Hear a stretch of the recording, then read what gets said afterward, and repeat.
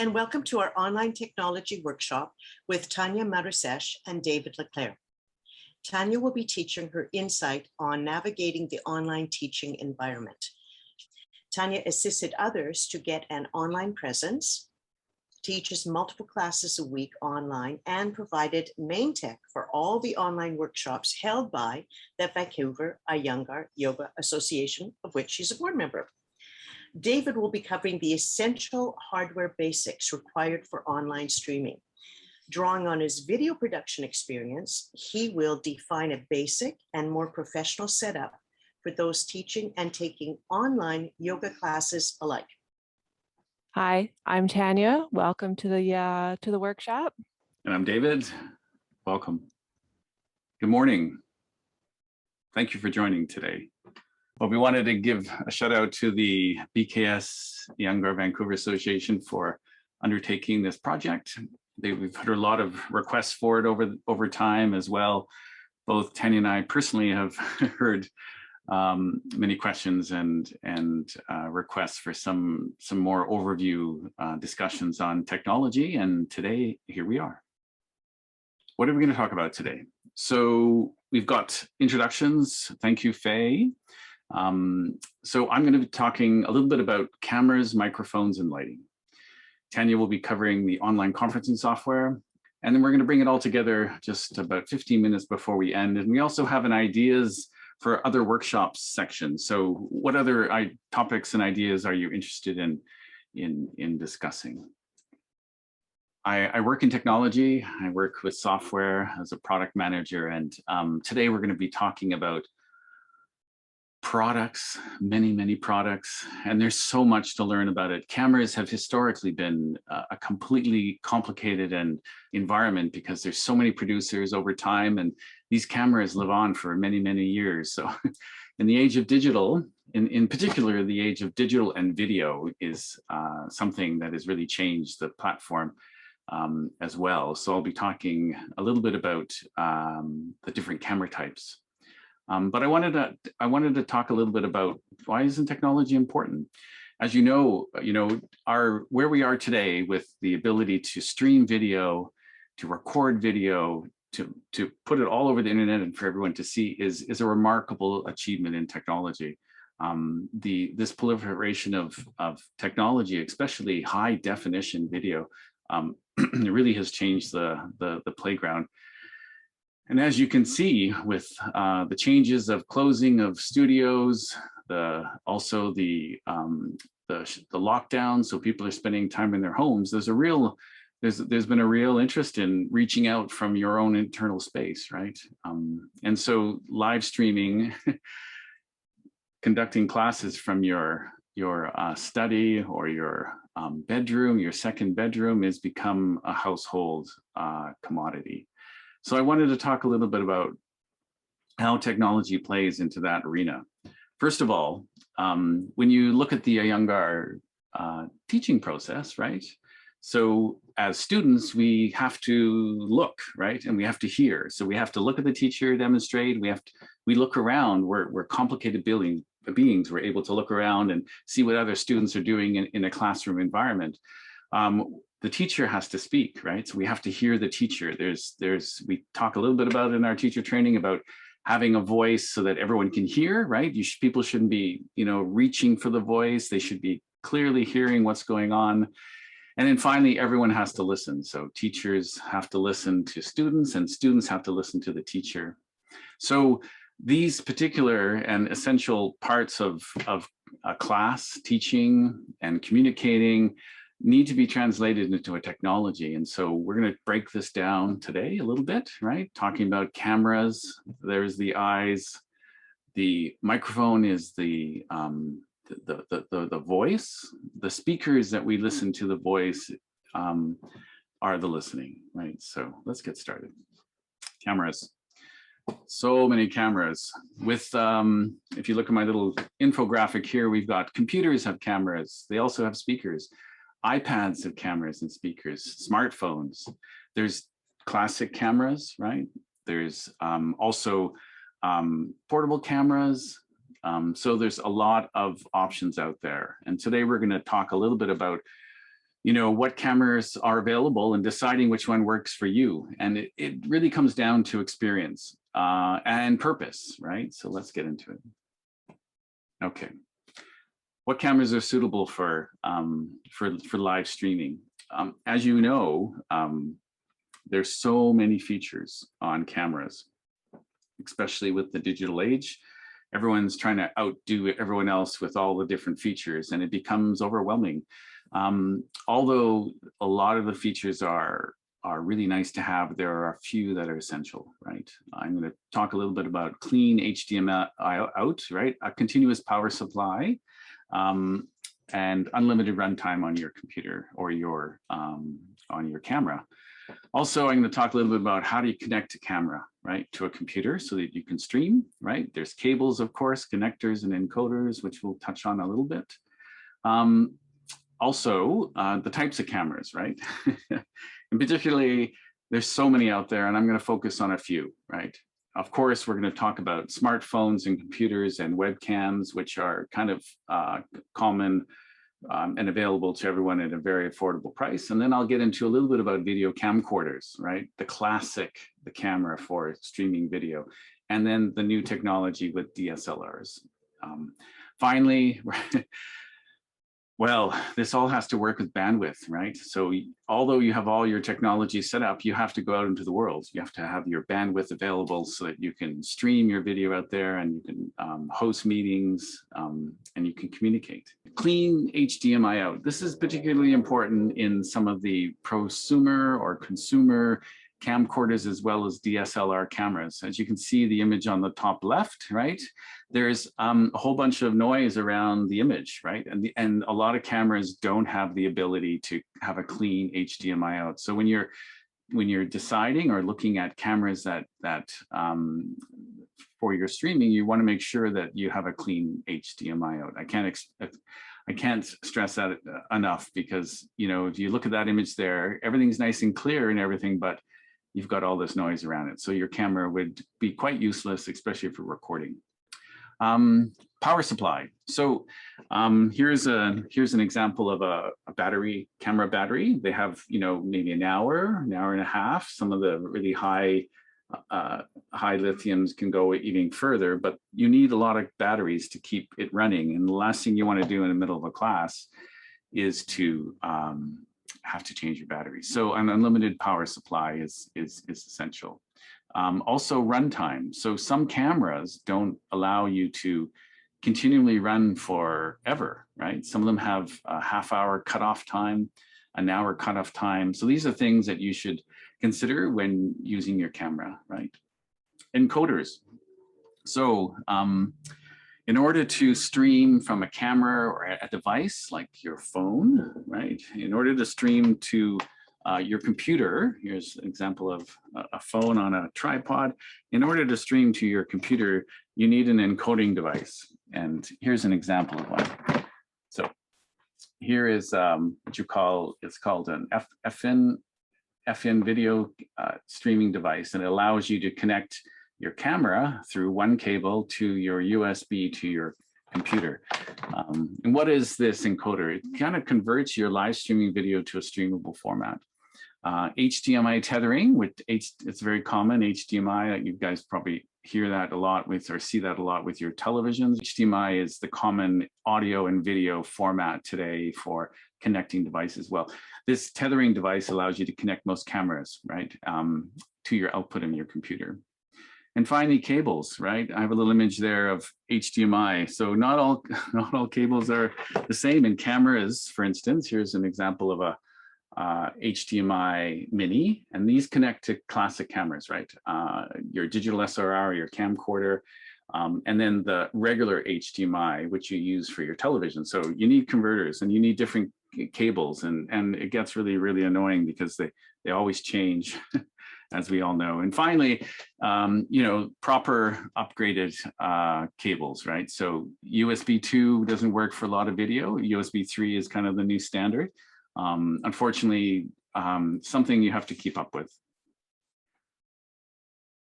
Okay, types of cameras. So let's start with smartphones and iPads, right? So here's here's a very affordable option, right? Let's pull up. Here's my iPad, right? iPad, I can place it down and I can actually use it because it has a camera and it also has speakers. It also has a microphone. My phone, right? You can use your phone as well. So these are all available options. The other camera option are webcams. So we have built-in webcams into computers, right? Which have are improving over time, right? You also have external webcams, which you can connect to your computer with USB, right? Directly to computer. I talked a little bit about the sort of the more professional, more advanced camcorders. There's as you know, there's basic consumer camcorders, which have less features, right? Then we have prosumer, what they call them. So they have more features, which allow you to connect external microphones. And finally, you have your DSLR cameras. Now they have, it's important that the DSLR cameras have HDMI out, right? And you're able to have a clear screen output. So they're important. In yoga, right, we need a wider lens. We need to be able to show an area and project it, right? So if you're working with a camera that only shows you basically, you know, half your mat, you've got a problem, right? You're going to miss your height and you're going to miss your width. So lenses, like a big wide angle lens can show everything, right? And it also allows you to zoom in and zoom out. So our setup today. Here I've got an image of a camcorder and a shotgun mic. They're both sitting on a tripod to provide a safe and adjustable platform. Tripods can be lifted so you can change the angle of your camera, right? Need to go high or need to go low. If you think about demonstrations, the teacher is demonstrating and you often have all your students come around to look at the demonstration, right? Some people are standing, some people are squatting, like in Malasana, right? And some are sitting. So there's different levels. If you're sitting, you'll have a different view than somebody who's standing. So this is the human perspective, right? If the camera is super high, say if you're attached to the ceiling and you're looking down, it could be a very odd angle. People won't quite understand, or maybe there's some occlusion or some foreshortening of the limbs, so it would create a little bit of a distorted image for the person. So camera placement is important, and tripods support that. Camcorders. There's a few camcorders out there. There's consumer camcorders. There's prosumer camcorders. There's professional camcorders. And in the consumer and prosumer, well, there's a lot of vintage HD cameras out there, particularly in the consumer. People are not using them anymore. In the advent of DSLRs having video available, people are dumping their camcorders. So you can get some 5-plus-year-old secondhand HD, super affordable and super high quality cameras for live streaming. This is my best bet. This is the one I encourage most people to pursue because it's affordable. And camcorders, why camcorders? Camcorders are built for video. They are built for long recordings. They have AC power. They autofocus. They have flip screens to help you with focus as well as composition of your shot. And they have zoom lenses, so you can zoom in and out. And they often have remote zooming devices. You can zoom in and zoom out from your mat, which is awesome. And why would you need that? Why would you need to zoom in and zoom out from your mat? Well, in the case of a teacher demonstrating a particular pose, or maybe they're showing the action of the arm and the shoulder and they want you to see, you know, typically everyone would come over to the mat and then you can see exactly what you're saying. But when you're online, you know, here's a shoulder and here's an arm. From 20 feet away, it's a very different experience, and being able to show it up close, and the zoom allows you to zoom in with your camera and you can show the details of the muscles and the skin and the bones, for instance. Encoders, as you can see in this image of there's one plugged in directly to the PC, and that's their function, is to via the HDMI cable that comes from your camera, into the encoder. The encoder converts the signal to a readable format for web or video files. So they're quite necessary. They're available at a lot of shops and online. Also, if you've got a fancy 4K camera, then make sure that the encoder is able to support the formats that you're reading. You know, this brings me back to the idea once again of seeking advice, right? Having a setup that works for you, right? It's complicated, and so there's a lot of services out there, particularly at places that sell the products to you. They can set you up with a good system and based on your budget. So Long McQuaid Vancouver for sound, as well as encoders, microphones, sound systems, all that sort of stuff. As well, commercial electronics, they sell video. So you can rent these and try them. Rent the setup that you're interested in buying. I've also heard that they have some rent to buy options for you. The next setup I have is the camcorder and the lavalier. It's very similar to all we've talked about, all the connecting cables and everything. But the lavalier is a great microphone, and we'll be talking a little bit about that. There's different lavaliers out there, of course, different qualities, but they set up exactly the same way. The signal from the wireless mic is connected to the camera through this device that's sitting on top, and that plugs into the camera, and then it follows through to the encoder and also to the PC for streaming and recording, for instance. And we'll be talking about the lavalier mic soon enough, but there's different types, right? The connectors of lavaliers to your camera, the professional ones use a format called XLR, those big, you can see that big cable. I have a little adapter. They sell them as well, and they convert the signal from a XLR to a 3.5 millimeter input jack, which connects to your camera. The next setup I want to talk about is the DSLR and the shotgun mic. As you can see in this image here, I'm using my blocks to support the camera. A little dangerous because sometimes they do fall, and if you drop a camera with a lens, then you've ruined it, right? So once again, I'm a big advocate of the tripod for safety, keeping the camera safe, as well as keeping your image stable and your composition as you like it. DSLRs. So let's talk about some of the features that are important. Unlike the camcorders, who have mostly all flip screens, some DSLRs don't, right? They have a static screen at the back, which means you'll have to be walking around to the back of your camera to see everything. So flip screen is a great feature. They rotate, flip, and are reversible. Autofocusing. If you are using the in-camera DSLR mic, it may pick up some of the autofocusing movement, right? So another reason why having an external mic is quite useful. Frame rates, right? Make sure that they're compatible with some of the streaming frame rates. 30 and 60 are pretty common, or 29.97, as well as there's European versions, right? There's PAL at 24 frames per second. Ease of use. I'm not sure, unless you know a lot about DSLR cameras, that it's the easiest option to pick up. But if you're willing to put in the time and with a little bit of advice, you could probably get it set up really quickly. Troubleshooting is a problem, but ease of use is a little bit of a challenge, and the learning curve is a little steep. Clean HDMI output. Once again, similar to the camcorder, the display options are often littered on the back screen, right?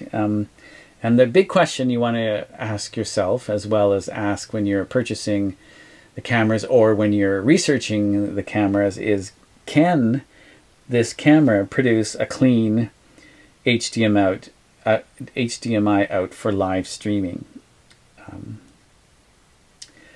sensors for low light. So these DSLRs do really well with iOS ratings being so high now. You can have a lot of natural light in your room, and the camera can adjust for it and produce quite a nice image in low light. There are many affordable secondhand cameras. People are changing them up quite rapidly. They're a photography camera, right, with video option.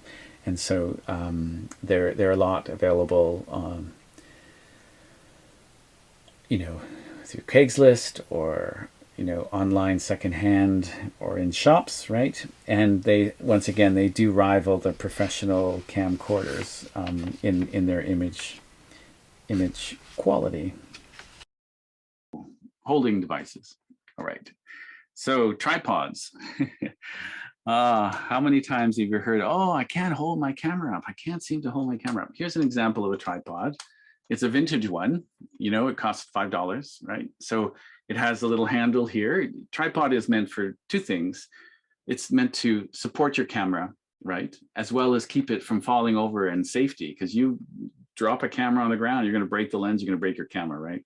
Cameras range anywhere from $50 to $5,000, right? So you don't want to drop your camera. So tripods are invented for that. Also, here's an example of once your camera is placed on top, you have the ability to move it around, right? You can tilt and lift, you can shift it left and right, and you can balance against the horizon, right? So tripods super important as well. They have extended legs, so you can change the height. I'm going to talk a little bit later about the height of camera angles for best viewing. Also, here's another example. Here's a little desktop tripod, right? They're very, very economical. I've got something called here an iPhone holder. It's a device holder, and it's basically for phones. And you can unscrew it and put your phone in. You can also tilt it up and down. There you are. And because it's got the tripod legs are even, you have to put it on an even surface, or else your camera will be tilting, your image will be tilting. You can also turn it to upward, right? And here's a topic of discussion here. So classic video is horizontal, right? With the advent of the phone, you're seeing a lot of videos this way, right? It's a new format. It's, cameras and cinemas. Do you ever go to a movie and see a film this way? Typically before, you could never do this format, right? It's all very new, and there's different formats.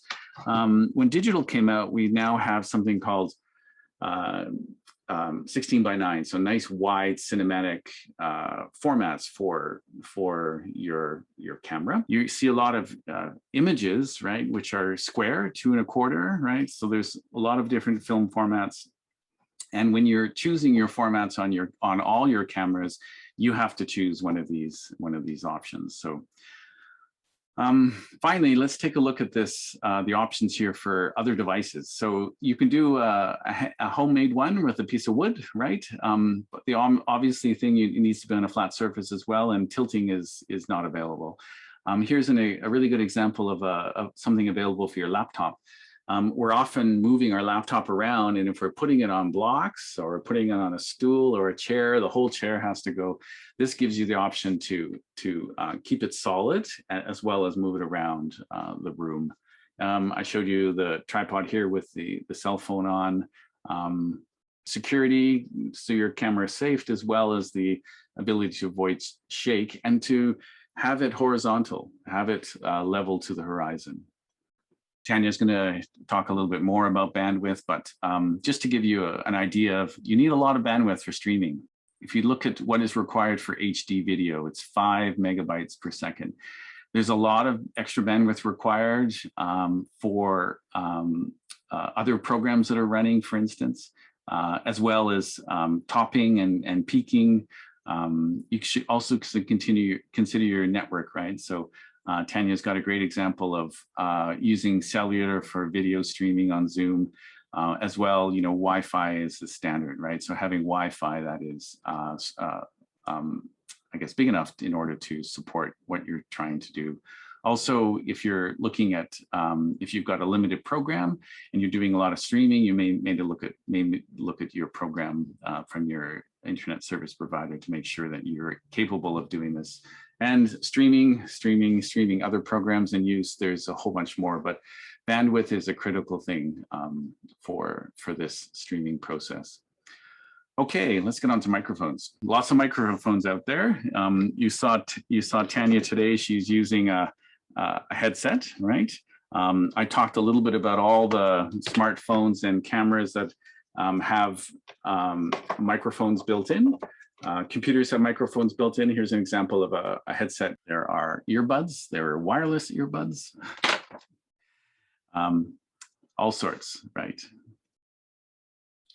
So what is the role of sound? So why is it important? So when you think about the yoga class, right? If you're, depending on the teacher, depending on the level of the class, also depending on your level, you're going to be looking less and less as you progress with your teachers throughout the process, right? If you know a teacher, like for instance, and you work with them, transitioning to Zoom was really easy. I spent many years with Louie, and I know her voice. I know what she's asking, and she's very methodical, right? So I don't have to look at the screen. I can just follow her voice. So her voice is critical, right? To hear. Microphones allow us to do that. So the role of sound is super important. Also, connecting microphones, and there's different types of microphones, right? We're going to talk a little bit about that. Cables, connectors, and encoders. I talked a little bit about the video encoder that comes from a camera. There's a separate one for audio if you're just using, if you're just piping in microphones. A lot of them have USB directly to the computer today. So those are great, but I'll talk a little bit about those. Talk about the microphones. So particularly built-in webcams, lavalier, and shotgun, which is an external mic. And then settings, right? How important settings are. Too hot, too low, too sensitive. Let's get into it. Built-in webcam with microphones. So I was going to do a couple examples here. Here's my computer. I don't know, can everybody hear me? So it's a different sound, right? The microphone of the computer. Let me change it to, here's my headset with a built-in microphone. It has a different sound as well. Problem with these is you're wired and you have to walk around with the wire. Okay, here's an example. Can you hear that? There's a microphone built into my camera, and I'm using, you can hear that. It's very faint and very far away. All right, so here's the lavalier microphone. It's connected through a little device that sits on your belt loop or your yoga pants, and it's connected up here. It's omnidirectional, so it picks up sound, and because your body is here, it's only picking up sound in front. The idea being that mics are super important, and this you can walk around the room. So that's why I think lavalier are in my top pick. Lav mics are omnidirectional, so they pick up sound all over the place, right?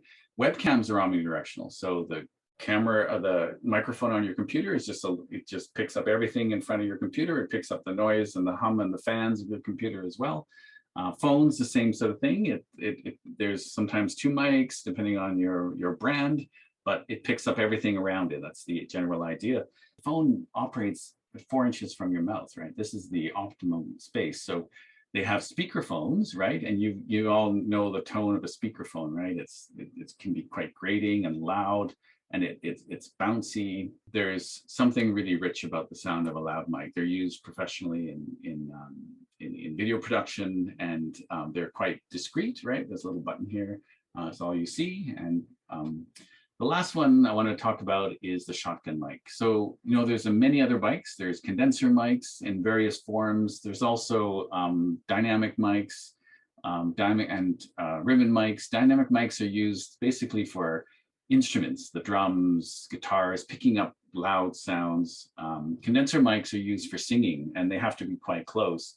There's different polar patterns that are used, and this is why I've chosen the shotgun, because the shotgun essentially picks up everything in front. So it kind of, the way the polar pattern works is that it eliminates sound and goes more in front, focuses the sound. And this is why I think it's a good buy and a good pick for yoga. Here's some examples of the lavalier. Here's an example of a shotgun on a camcorder. There's a camcorder with the flip screen. Here's a DSLR with a shotgun mic. Lighting, lots of lighting options. Why is lighting important?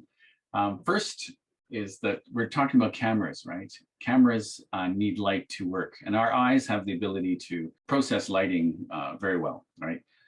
Cameras not so much. So when you have low light, right, your camera is struggling, right? So lots of light is important.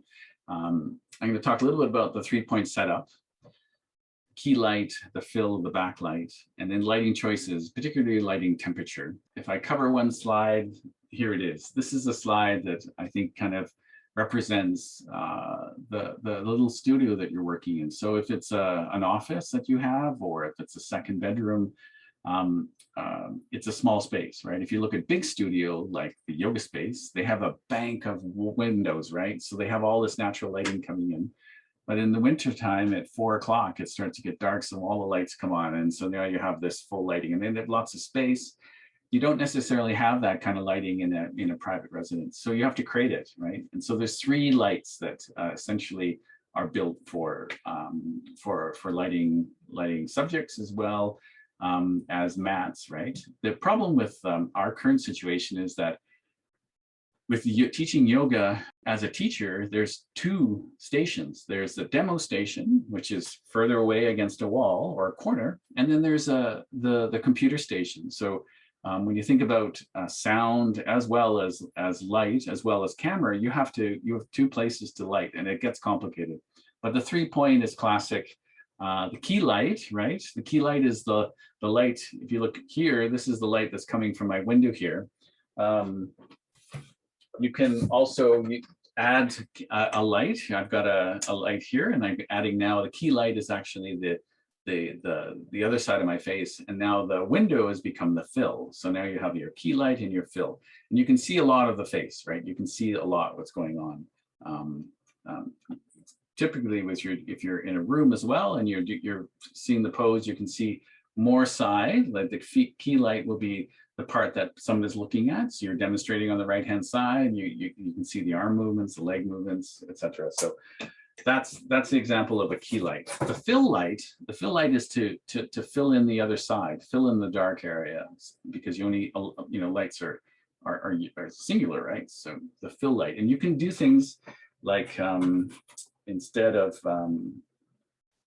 using a light, you can have something like this, and you can bounce light. So if you have a big window here, I can bounce the light and fill this side. Foam cork whiteboard that you can use in place, and if you've got lots of natural light in your room, then you can take advantage of that without having to spend a lot of money on everything. Finding the backlight, contrast, right? So as you can see here, I've got a black background and a blue sweater, right? It's really hard to see the contrast between my background and the front. If I had a light back here, then that would help assist with that. So a backlighting is typical. So it's either on the wall or it's facing the person. So in portraiture, for instance, it's facing the person, right? But in yoga, it can be just on the back wall. We're mostly important in the demonstrations as a teacher, right? So, if your focus is the demonstration, the lighting around your station is not as important as the backlight of your demo room or your demo space. So temperature. As you can see, there's a spectrum. If you go right up to the top, you see blue sky, right? So there's blue, lots of blue coming with natural lighting. And as you go all the way down to the bottom, there's candlelight, which is really warm and orangey. And in the middle, right, direct sunlight is around 4,800 kelvins. Blue sky is 10,000, candlelight is below 2,000. Really low. And then there's everything in between. Incandescent lights that you have, you read your book at night, they're in the 2,000 to 3,000 range.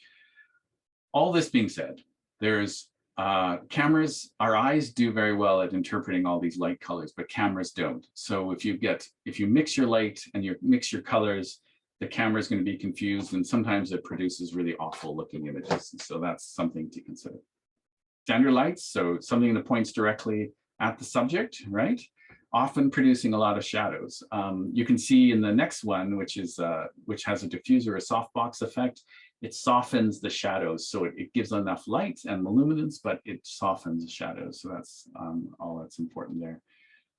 Adjustable lighting. In the modern age with LEDs, we now have the ability to buy lights that change temperature. If it's you're using your window, your big bay, your big screen door window to do your yoga class, and you need some fill light, you can adjust it to more higher temperatures, so it's more blue and colder to reflect the thing. And as the lights change, right, there's the window becomes no longer available. You have a key light that is more softer, then you can change the color just by turning a switch. There's also lighting kits, really reasonable out there. Affordable option are the Chinese paper lanterns, right? So purchasing a LED with the correct temperature you want and having it suspended to the right of your camera, it's a little more aesthetically pleasing, and it doesn't put out your pocketbook too much. Cameras and white balance. So cameras adjust for the right temperature. So if you have mixed colors and you choose daylight, it's going to be quite confused. Or if it's daylight and you're choosing fluorescent, which is typical typical of a community center, then it's really messy. I have a couple samples here, pictures, right? So the first one is of the lighting coming and filling where it should be, right? So it's not the best lighting, but it is good lighting because in a sense you can see what he's doing. You can see John's arms, you can see his shirt, you can see because it's coming directly at him. If it was coming from behind, everything in front would be completely obscured. It would be a silhouette.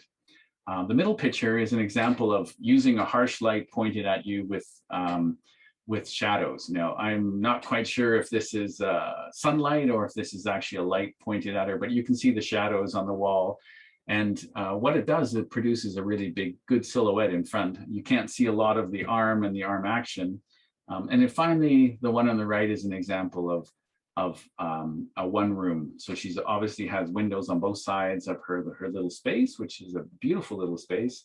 She's not using the window right in front of her at all. She's got it closed for some reason. If she had opened up, you would see a lot more in front.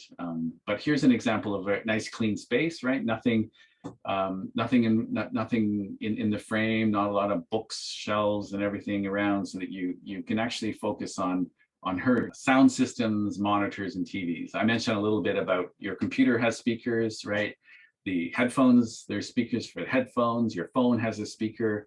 TVs have speakers, right? Connecting maybe your smartphone to your television, or connecting your smartphone to a Bluetooth speaker, or finally connecting your stereo to your computer.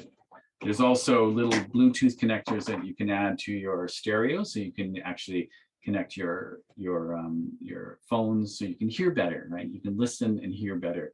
And I'm going to talk a little bit about something that I'm on the phone, I'm on meetings, I would say around 6 hours a day, and I experience something every single day called listener fatigue, right? I know that we don't do 6 hours a day of yoga every day, but here's an example of when the sound that you're listening to is not natural, right?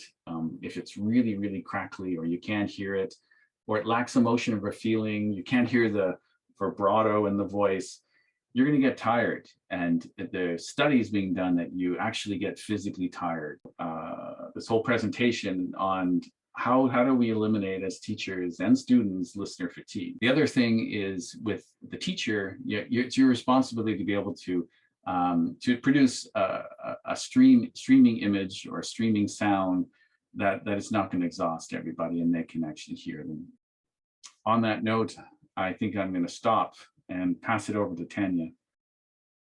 Hi, I'm Tanya, and I will be covering two separate software programs.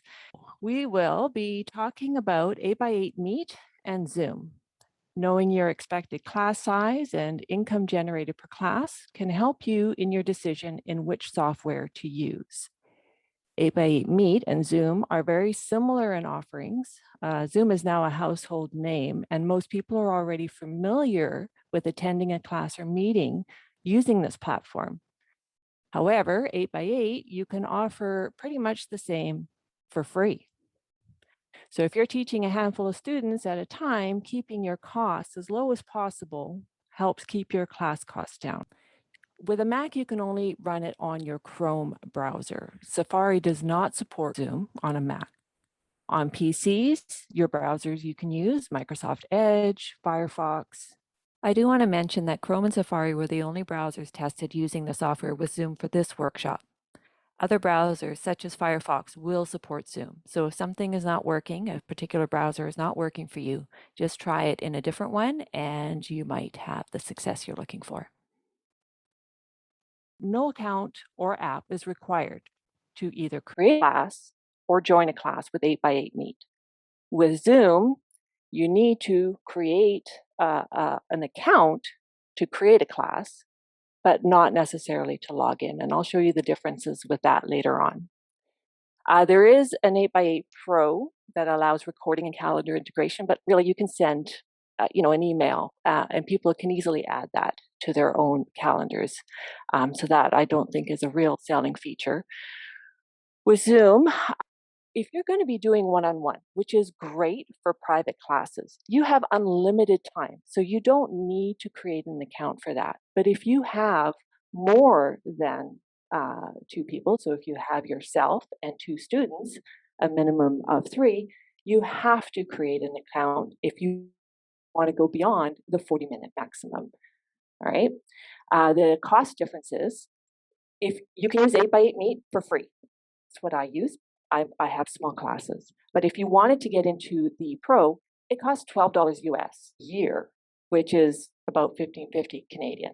Whereas Zoom, if you purchase month by month, is $20 a month. You can purchase it annually, which brings the cost down to $16.67.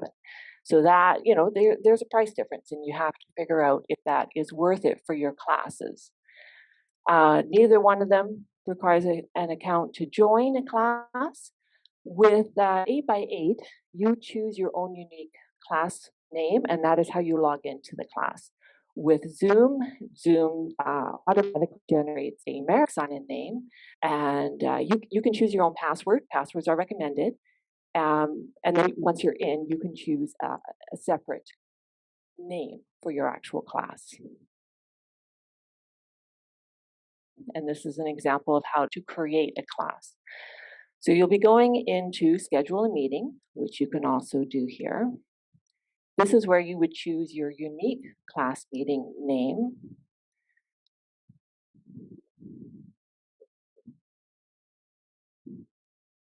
So you could choose your date, your time, how long your class will be running, hour 15, hour 30.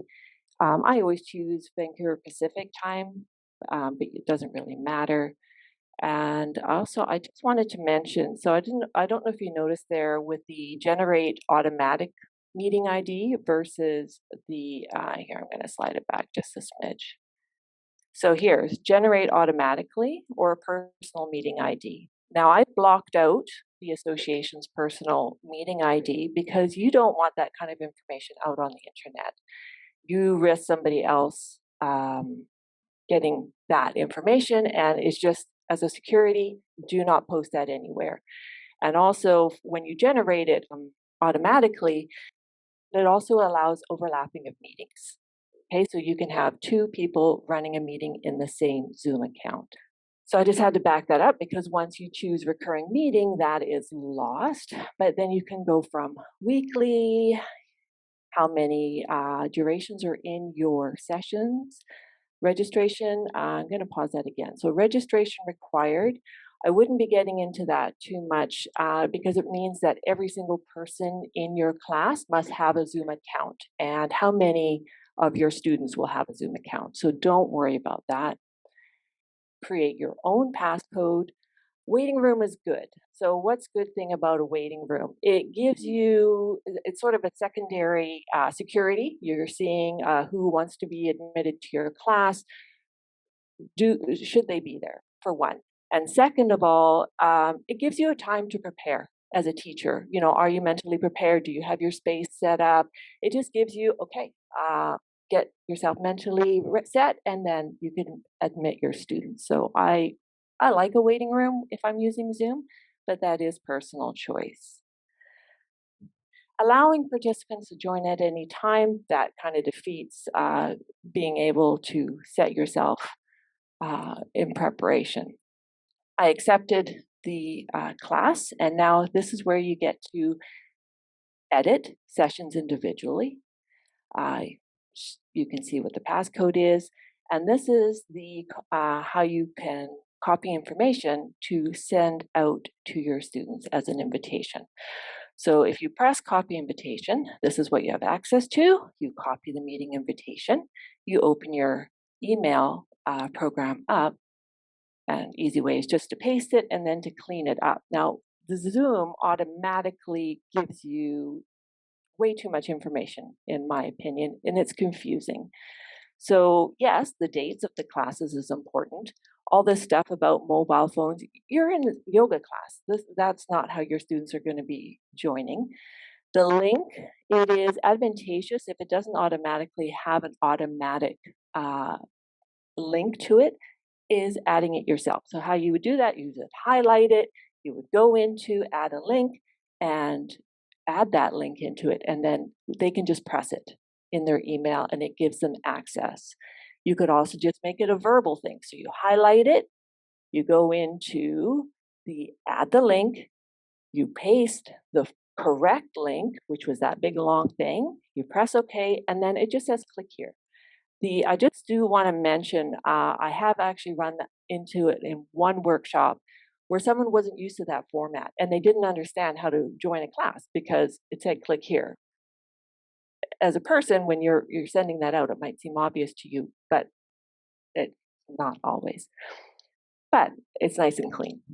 And then you can just clean up any other information that isn't important and make sure you put in your subject as well when you send off your email.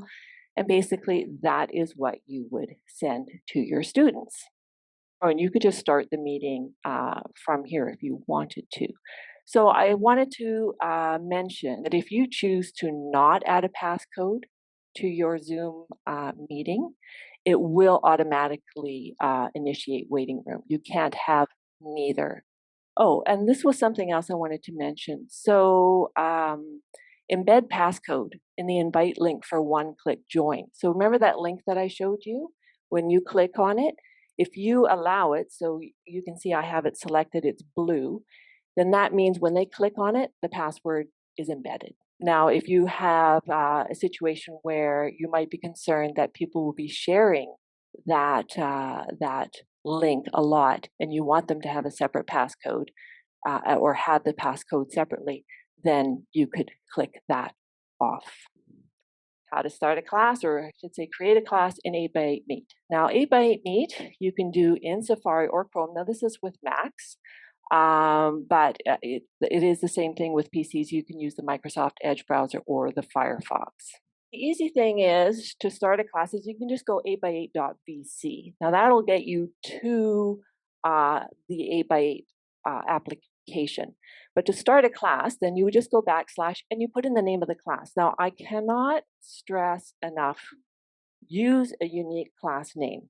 If you use something like test, you're going to get things you don't want. You do not, you want to have it a unique name so that it'll be difficult to guess. And then you'll have the appropriate people joining your class. So you want to allow the microphone, and then you can input your name here. And this is where you could change between your different microphones and cameras, like what David was mentioning. So here you can select what camera or microphone you want to use. I'm using the Jabra Engage. That's with the microphone that I'm using. And then you join the meeting, and there you go. So now, that one's pretty easy, right? I'll just show you into Chrome. It's pretty well the same thing. You would go your 8x8.vc. And this is what, if you had 8x8 Pro, you could log in.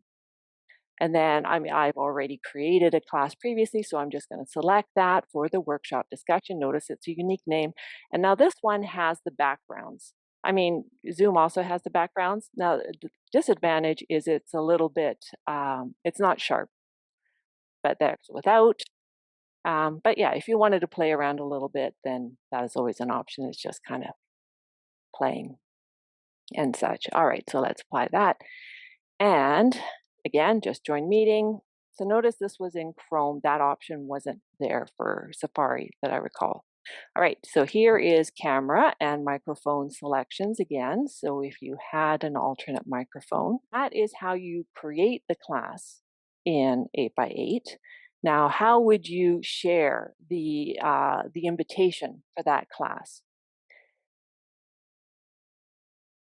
So put in your subject so that the people who are receiving it, they know what it's for. And you could just write it out. So now I just wrote it out to save time and then pasted it. So it has the class names and then the actual, we're going to be adding the link now. So I'm going to go to add link. Now I just want to say, so what we typed in, hang on, I'm going to pause this. What we typed into the top, see how it says 8x8.vc /workshop information class. When I put that into the URL link, it doesn't allow me to press OK. And why is that? That's because it's not a recognized browser link. It needs that HTTP such. So we'll just carry on here. So yeah, you can't press OK. So then what I need to do is transfer it, or I should say replace it. I'm just copying it out from the actual browser. And then, so even though it had, it still shows it just like this, so that when your student signs in, that's all they have to sign in. But to press the link and to actually make it actively go there, you have to have the correct browser HTTP address shown. Now, I'm just going to show you the difference between, so what does that look like? So here is what, without that HTTP, it's just 8x8.vc, BKS Iyengar workshop information class. But then this is the imperative part, so that if you wanted the embedded link, you need to add that in with it. All right. Here is an example with the class information comparison, sharing the class information comparison. So you might actually want to start a class before your first class in 8x8 Meter Pro, so that you know the exact link to share with other people. With Zoom, you need to schedule it ahead of time. I mean, you can do it automatically or just do start now, but then how are you going to share the login information with your students? With the 8x8, you copy the link only and you send it in an email. You can also just give them the 8x8.vc / name of class. If you had an account in 8x8, by the way, there would be the difference of having your business name prior to the class name. So that is important to remember. It gets a little confusing. When I first started 8x8, you were still able to have an account without paying for it. And I ran into some problems with not understanding about the business name within the class name to have students join, but that is now no longer applicable. So remembering that HTTPS, and then for Zoom, like I said, you can just copy the meeting and then clean it up when you send it to them. All right, so how to join a class. So this one is for 8x8, and this is joining on a computer. So you would put into your browser, you do that 8x8.vc, and then you would want your / the name of the class. So we'll just workshop information class. As you can see, it had been there before, so it sort of prompted me to go directly in there. We want to allow our microphone. And this allows you to put the name in that you want your teacher to see. Okay, so that was just joining. And then with Safari, and then in Chrome, same deal, your 8x8.vc.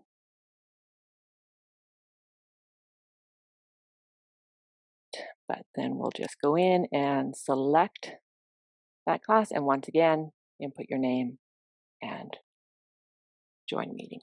So how to join an 8x8 meeting on an iPhone? using the browser. So here is a browser on my iPhone, and I would put in this HTTPS,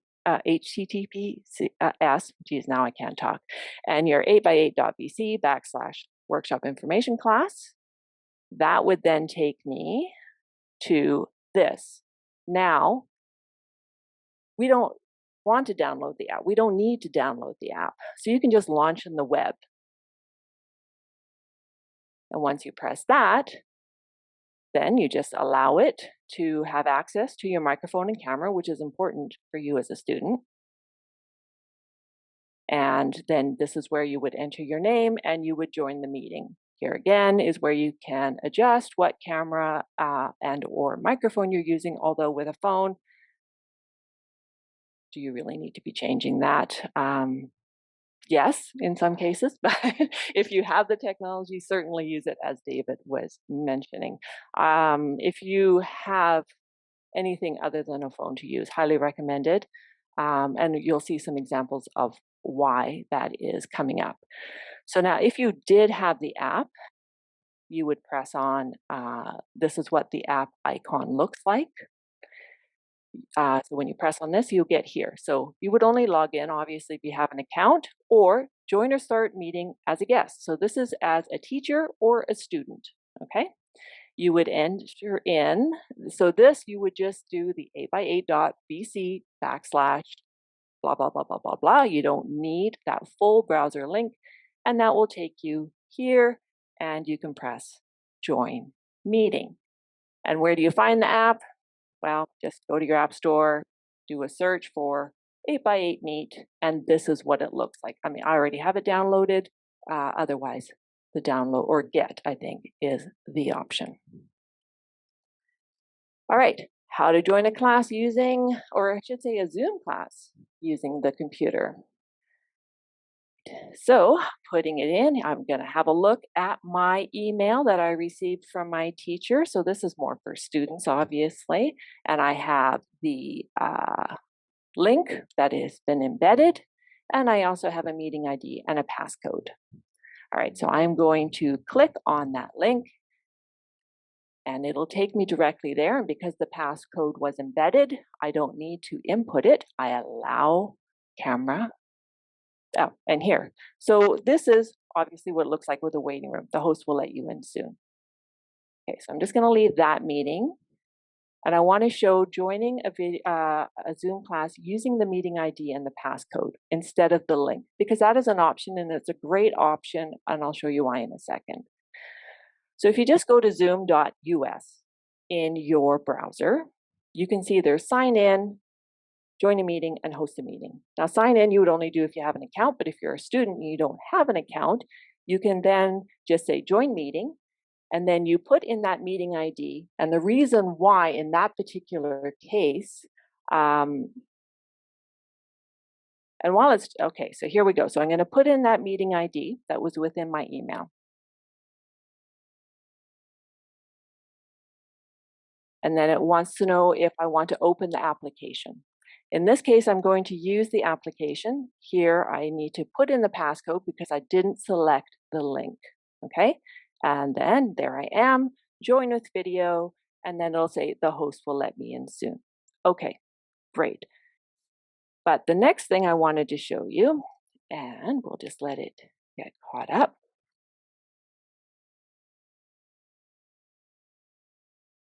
Okay.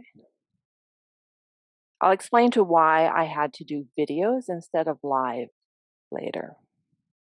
All right, so here is if you needed to change your name. So for example, my Zoom account is in my business name. So if I were to join a class or a workshop, that might be confusing to the teacher or the admitter, and they wouldn't necessarily let me in. So how could I join with my registered information? So I would put in that meeting ID that was sent in the email.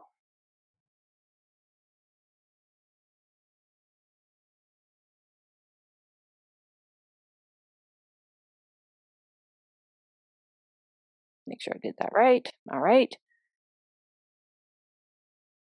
And then here, okay, so I don't want to use the application. And this would work if you didn't have the application, right?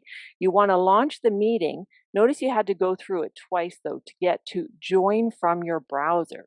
So to join from your browser, you don't need the application. This is where you can put in your name. So if you had registered under something else, this would also help. Now, say if you went to a friend's house or you needed to use somebody else's computer and it was their name. This is your opportunity to sign in with your information. Okay, oh, we'll just get rid of that. Okay, and then again, please wait. The host will let you in soon. All right, and so they've admitted me, and then there we go, online workshop. Okay, so that is how you would gain access through the different methods with Zoom. Okay, and how would you join a class for Zoom on your iPhone? So if you chose your Zoom application, you would then press join, put in the meeting ID, your name, and then when it prompted you, you would put in your passcode, and then you would be waiting for the host to start the meeting. Now, if you didn't want to join with the application on the phone, same situation, you could join using your browser on your iPhone using the same previous information. This is how you could understand better the program of 8x8, but also how you could assist your students because they might have some questions. It's just sort of, I like to know what I'm working with. All right, so your camera, your microphone choice, we're going to join the meeting. Okay, so this is you. You're already in the meeting, or into your class, and you've started it. And then people are starting to join here.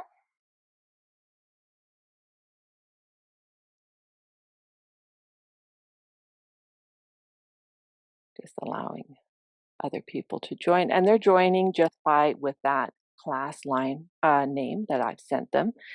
You can also choose tile view so you can see all your students. So as a student, you would want them to select speaker view so that they're seeing the teacher, or they would click on your square so that they would see mainly you. But as a teacher, you're going to want to see them. Okay, and as more people join in, the boxes get progressively smaller. All right, so here's your access to the microphone and the camera selection. And supposedly there's a kick out option in 8x8, but this might only be in the paid account because I cannot find it in the free account. So sharing. So say, for example, if you like to show light on yoga references, having them ready to file share is a great way for your students to see the reference clearly. Here I'm choosing another Chrome tab that had what I wanted to share open. So here's a picture. And, it's just very, very easy to share. Now, I also wanted to mention that in the 8x8 free version, screen share is the full screen only. So if you wanted to choose something else, that doesn't seem to be an option. Oh, so here you can choose between the different tabs. You can also choose a video. So this is a great way. This was our workshop with our lovely Leslie. She did a philosophy workshop with us, and you can change your view so that you can see your students along the right while you're showing the video if you wanted. Okay.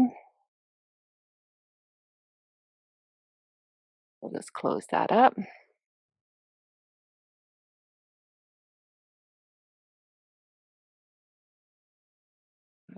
Those are the different options. But really, in the free one, see, it said the screen sharing has failed. So you could only do your full screen in the 8x8 free version. I'm going to mention it now before we carry on. So a wonderful thing about Zoom, and by the way, Zoom changes almost every time you log in. So you're going to have to keep on top of it to learn it, to know it, to understand it. But when you screen share what you are doing in Zoom, Zoom has made it so it's blacked out. So how am I going to show you what to do with Zoom? Well, in this case, it's 8x8, but specifically in Zoom, I had to make videos ahead of time. So it was a little bit awkward, but hopefully it's kind of making sense and working. Okay, so chat. This is where you can chat with your students. You can type in a chat, everybody sees it, or it might just be a little icon on the bottom. You can also send a private message to each individual student if you prefer. Perhaps you just need to let them know something.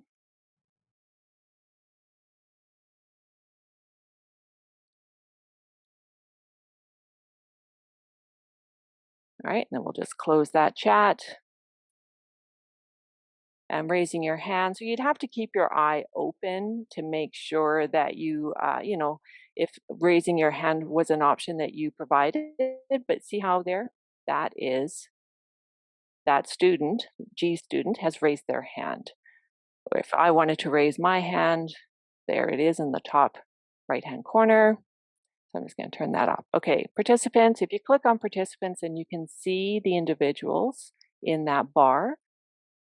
And the only options in the free 8x8 is send them a message. All right, so invite someone. This is if you just wanted an easy way to share that class name. Again, this was if you wanted to see all your students equally. All right, so now these are the shortcuts. There was your how to invite your meeting link. You copy it, and then you can paste it into an email.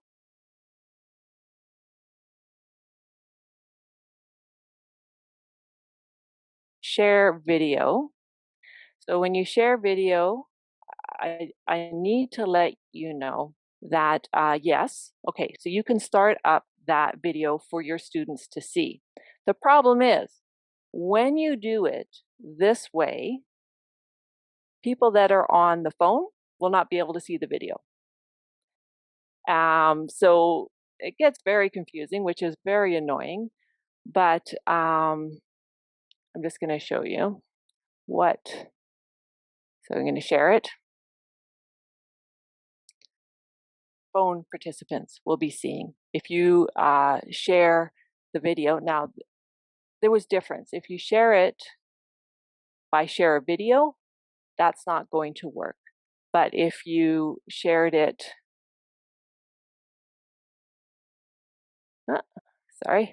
this way, then it did. That's just understanding your technology. You need to go into the features, and these are the features down here, and that's how you would have to stop the video. Okay, and this is if you wanted to share music.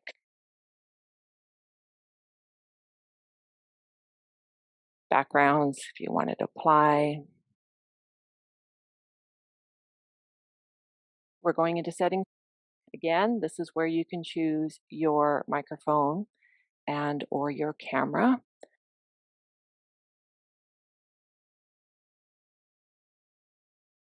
And note there's a difference between microphone and output. So the output is what you'd be hearing. All right, and again, these settings, never really played with. Shortcuts, a great shortcut for both Zoom and 8x8. If you are allowed to unmute, so if you have permission to unmute, press your space bar, and you can just talk for that and then let go of the space bar and you'll be returned to mute. So that was good information. And leave feedback. If you really want to send that to 8x8, because that's where it's going to be going, that is your choice. Understanding and assisting for Zoom students. So here we've already signed into a class. We can access our mute, unmute, and mute, our video, the security. This is where you would change what you could do with your students, what they're allowed to do. Okay, so sorry, and this is where you can disenable waiting room if you wanted to. and allowing students to rename themselves, unmute themselves, chat. Those are things that you can give your participants access to if you wanted to. Participants, if you click on that, that will open up your participant bar on the right-hand side. Right now it is just the host in there, but as others joined, it would show other participants. Oh, here comes in Marusech, and I would admit, and then there's guests, so you can see, it indicates on both areas, or participant bar closed, you could still see it. And you can admit, or you can, sorry, I should mention, you can message people in the waiting room. So if you had joined one of our larger workshops previously this year, and if you had joined the meeting and were in the waiting room quite early, you may have received a message there saying when we would be beginning admitting. So that's a great way to keep, just kind of keep the people in your waiting room in the loop. Maybe they've been sitting there for 10, 15 minutes and you don't want them to think that, oh, hey, are they ever going to let me in? Okay, so you can admit all of them all at once. You can admit them one by one. You could also remove them. All right, so admitting them, there we go. Okay, so this is, if you press more, it's what you can do with each participant. I'm just going to move this over so you can actually see what that window says. All right, so you can put them back in the waiting room or remove them if you wanted to. This is, you could rename them, but hopefully they have the ability or the know-how to rename themselves. Okay, and we're just going to close that participant list. We could also send send a chat to everyone in the meeting. You can also do the direct message by selecting that person's name, and then that direct message goes to that person only. All right, sharing a screen, my favorite portion of screen. And so basic, this, you could go through your phone, your entire desktop, maybe a certain file. Advanced, that's where the portion of screen is. And files. So with files, I actually had problems with files. You actually have to download connection apps to do so. Polls. So if you have prepared polls ahead of time, we'll be doing that later in the meeting. That was record. How would you record breakout rooms? That's more for workshops. And those were reactions. So see, there's raise the hands. That was under reactions. So you would need to keep an eye open for that if that was something that you used. All right, and then you can also see the raised hand under participants. So this is if I wanted to put someone back into the waiting room, I would then have to readmit them if I wanted them back in the meeting. If I remove them, notice this. If you remove them, they cannot rejoin the meeting. They're not coming back in. And if you report them to Zoom, well, I don't know what Zoom does, but I don't think it's the greatest for them anyways. Okay. So this is going a little bit extra. So understanding like how asking to your students to unmute or to rename and change host. So this, if you were to go in and rename yourself, you would highlight yourself, change what you want your name to be, and then there you go. I'm now known as Workshop. You can ask your person to unmute, and it sends them a message, and they will hopefully do so. This is how I can make a person a host or a co-host. Usually we'd only make them a co-host, but I just want to change and make that person a host so that when they ask me to unmute, you can see what it looks like from the student point of view. See, the host would like you to unmute and you have a choice to stay muted or unmute yourself. All right, and is that everything we wanted to cover here? I'll just unmute and that's how you can unmute yourself. You can either do it down here or within your participant bar. That's for yourself, obviously. You cannot purposely unmute your students for them. they have to give you permission to do so. All right, this is important with Zoom, that attend your classes with a PC. So when a student joins a Zoom meeting with a PC, and also when that person is admitted into the waiting room, and when the host starts sharing, they get bounced to their home screen. And it can be very, very confusing for that student, because they go, oh, where did my Zoom meeting go? I don't get it. So how do we help them? So I'm going to just bring in so this is what they're seeing on their PC when they have joined the meeting. They're in the meeting, and this is what it looks like on their PC. Okay, then I go to screen share. So let's choose this shot, bring it in. So once you screen share, this is what they see on their PC. Notice it's gone back to their desktop. Well, okay, what's happened to their Zoom meeting? If you look at what's circled in the purple, they need to press their Zoom icon at the bottom. Okay, so locate where the Zoom icon is. They need to press it. And then that opens up this. So it shows you two windows for their Zoom meeting. And they needed to select the one that was actually for the active meeting. And then they get to see what it is that you're sharing. So that happens when they're admitted in the waiting room, and also when the host screen shares. So that is a way to help your students when they go, okay, what happened? Okay, and then choosing a student limit. Okay, so this is very, it's dependent on the device that you're watching your students on. Now in 8x8, it's actually, so this is an example with 8x8. Each time a person joins a class, their participation square gets smaller. So choosing your online class size is based on your ability to see them. I do know for sure you can have at least 9 participants, including the teacher. I'm pretty sure you can have 12, but I cannot confirm that. And know that you can click on an individual student to see them better. So say, for example, if you had students going into headstand and one student, you're like, oh, you can click on them and make sure that they're doing it correctly. So this is a friend of mine. She was very polite and was willing to join for this example.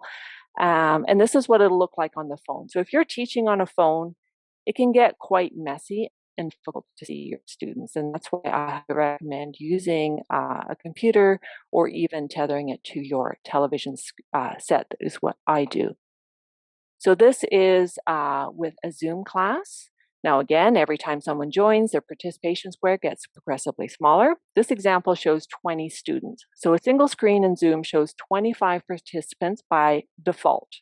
However, you can view up to 49 participants per screen if you enable it in your settings. Okay.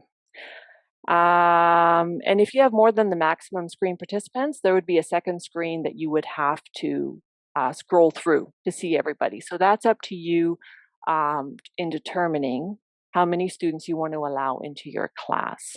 Data, very, very important. I need to talk to you about your internet and your Wi-Fi. So it is important to connect to your internet and not your data, okay? You run the risk of receiving a very high data bill. And I know someone, they got a $5,000 bill in 1 month because of using Zoom on their data, okay? To give you an example, a one-on-one Zoom meeting runs between 540 megabytes to 1.62 gigabytes per hour. A larger call, so that's when it's more than one person, especially if you're having a class that's not a private, you're running between 810 megabytes to 2.4 gigabytes per hour. And when you think of the majority of people have an approximately a 3 gigabyte per month data limit, you're going over that pretty quickly. And the amount is determined by stream quality, your connection speeds, and the features that you choose to use. So how would you protect yourself from connecting to the data? So you could turn off your Wi-Fi assist. And to do so, you would go under settings, go into cellular, scroll past down all the applications, and then slide the Wi-Fi assist to off. A quick fix, if you can't find that, go into airplane mode, and then it'll connect only to your Wi-Fi. All right, just because you have fast internet does not mean that you will get the same speed on your Wi-Fi. So things that'll affect your Wi-Fi speed, your router distance. Boosters do help with this, but it doesn't help with the interferences. Interferences along the way can be a running microwave. For us in our house, it's our neighbor's Wi-Fi cameras. Someone else using the same internet connection. Say if they were streaming video or music, playing online games, uploading, downloading large files, that will all affect your internet connection. If you can, I strongly recommend hardwiring your device and not relying on Wi-Fi, but that is something that you have to see if you're able. Okay, things to consider: set your notifications to silent. Email dings are distracting. Background noises. If your mic is open, your students can hear what you may have become accustomed to and don't realize are there. The props, have an idea of prop alternatives. Your students won't necessarily have all the studio props. So, and just test them, make sure it's actually going to work. For example, for Setubanda, using a pot upside down works instead of a block, but I had to make sure that worked, by the way. Plug into your device. David mentioned this. Both Zoom and 8x8 Meet will deplete the battery prior to your class ending. So that can be pretty annoying. The quality of your device. Consider the device you want to use, that it's strong enough that it can support what you're running. All right. Muting your students within class is a personal choice. Advantages of muting: you don't get any of the student background noise. This is beneficial for larger classes. And the teacher is always on the main screen unless a user chooses tile view. Advantages of an open microphone is it's a more natural interaction between teachers and students. Things that can go wrong: uninvited guests, and we've kind of touched on that. You don't publicly post login information. Passcodes in Zoom is recommended. 8x8 Meet, make sure you use a very unique classroom name and know that you can remove people in Zoom. Participants don't know how to log in. Have clear information links to tell your students how to join. And you could even offer to meet with them individually to give them a better idea so they feel more confident. And for internet connection, check that you're on the correct network. If you're using Wi-Fi, the stronger network that you have available to you, and nobody else is drawing internet. You can stop. Actually, I haven't mentioned this. You can stop your video camera because, as David mentioned, your students are used to hearing your voice. So if you stop your video, that allows more bandwidth for your voice to carry. And so you can teach them. As long as you can see them and they can hear you, you can still have an effective class. So Tanya and I wanted to bring this all together. So we talked a lot about a lot of things today, not only on the software side, but on the camera side, and just scratch the surface. You know, each of these topics is a session onto itself. But at a high level, just talking a little bit about the student, right? What the student can do, talking about what the teacher can do to improve their experience for their students, and also what the students can do to improve their experience doing yoga online. So camcorders, DSLRs, all have a few things in common. And when we talk about lighting, composition, a clean image, right? If you have a wall of stuff behind you, it's going to be super hard for the teacher to actually see what you're doing or see what's going on, even to see the geography of the pose, let alone the details. So clean background, not only for teachers, but for students. Camera angles, right? Straight camera angles, if possible, right? Once again, we do know that it's difficult to to have a dedicated space for yoga sometimes, or at all at places. You know, if you're on a boat, for instance, or you're doing, you're practicing, and your space is in the kitchen. Yeah, camera angles are difficult. But if you do have one, take time to set it up, right? Take time. Give your students time before the class to set up their cameras and adjust their lighting, as well as making sure their space is clean and safe. Well, it's impossible to see the details in black. I mentioned this earlier. So it's, if you want students, if you want your teacher to correct you at a very subtle level, wearing a nice all black outfit may look great, but it's not going to help. Especially with some of the cameras out there, the combination of darks plus a poor camera and poor lighting, you're lucky if they'll even recognize you. Sound systems. Can you hear everything? If you can't, then maybe a change is required. The experience of a good sound system and hearing everything your teacher is saying is really sort of game changing. The idea that you can listen to your teacher for an hour and a half and barely look at them is a luxury of a studio, right? In the studio, you can look around at the other students. You can watch the demos and follow the instructions of a good teacher with ease, right? But you have to hear them and seek advice, right? There are companies that do this professionally, and they do it well, and they also sell the products. They also rent the products. You know, a couple I can think about is Long and Quaid and Commercial Electronics in Vancouver. They rent equipment so you can try it out, and they can suggest setups within your budget, right? Go to a few, because some are different. Some deal with different markets, right? Either they're dealing with filmmakers and video production firms or consumer setups. So check it out, right? And finally, ask your students for feedback. You know, we often assume everything is fine, and students don't say anything because either they don't know any better or they're just living with it.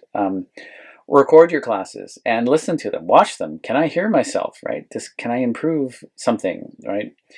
And figure out where you are most of the time. If you're in front of your computer correcting people and talking to them that way, right? Then maybe that's where the focus of your microphone should be, is where you spend most of the time. If you're on your mat doing a demonstration, you know, you can often talk louder, right? Or you can turn your head towards the camera. These are just only suggestions, right? It's most important that everybody is comfortable and they find a way to communicate their teachings with ease. Thank you, David. The points that I wanted to for us all to remember was, when choosing your software, keep in mind most people have now had exposure to using Zoom. It is likely you won't be required to provide much technical support, although there will be some. 8x8 Meet may require a little initial hand-holding, but I have only received positive feedback from students that logged in, even on a new device, after successfully doing with my help initially. Become comfortable with the software you choose. The common knowledge of Zoom may open the door to more students, but the cost-saving option of 8x8 Meet may make the cost of the class more accessible. With all technology, there is the possibility of something going wrong. Having yourself set up to the best of your ability and being able to go with the flow will give you the ability to be successful in any situation. We were looking at ideas for other technical discussions, right? You know, Tanya went deep into conferencing software platforms. There's other areas for dealing with documents, like instance Slack or Google Docs, right? So if you're conducting a teacher training session, for instance, then you would need a platform to support all your documents. So there's another topic, right? Workshop technical support. So Tanya's got an infinite amount of experience with workshops, maybe how to conduct a workshop and from a technical point of view. Computer setup, we kind of touched a lot on Mac, PCs, and other devices, but maybe there's always more. Like I said earlier, there's so many topics here to cover, and we've just barely covered the surface of them. And then finally, teachers and technical issues, how to manage them during the class.